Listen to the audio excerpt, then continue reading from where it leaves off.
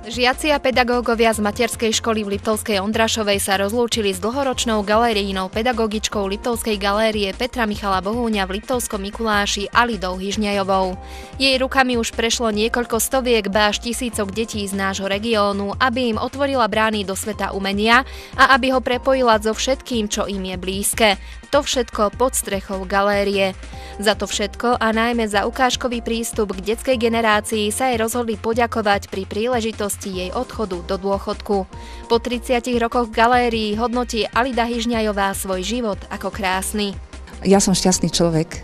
Ja som doposiaľ mala nádhernú prácu, ktorá ma nesmierne obohacovala, pretože som sa veľa naučila od učiteľov, ktorí sem chodili, a to z rôznych typov škôl. No ale najviac ma obohacujú tí, ktorí sú návštevníkmi. Deti z Liptovskej Ondrašovej pri poslednom stretnutí s tetou Alidkou, ako ju volajú, nezabudli na slovko ďakujem a ako spomienku jej venovali papierové srdce na dlani.